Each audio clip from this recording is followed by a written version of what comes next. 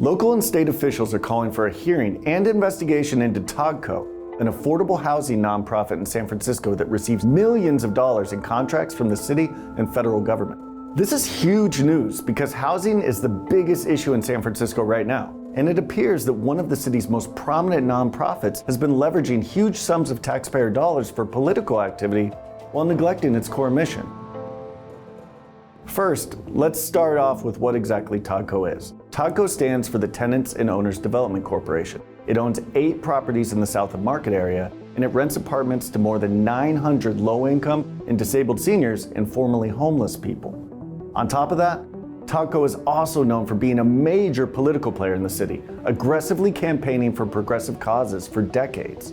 But a recent investigation by the Standard found that as TODCO's revenue has soared over the last decade thanks to the skyrocketing cost of rent in San Francisco, the organization's spending on its low-income residents hasn't kept pace.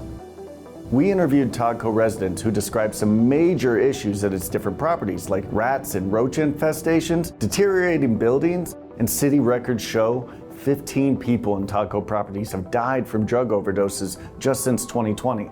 Meanwhile, TODCO has tripled the amount it spends on staff salaries while also spending big amounts on lobbying, political campaigns, and grants to other political groups. Finally, TODCO also appears to be grooming John Jacobo, a once rising star in local politics, to help lead the organization into the future. Jacobo was accused of raping a woman in 2021. All of these issues combined have cast serious doubt on TODCO's ability to continue to serve the residents of the city who need the nonprofit's help. So what exactly is being done?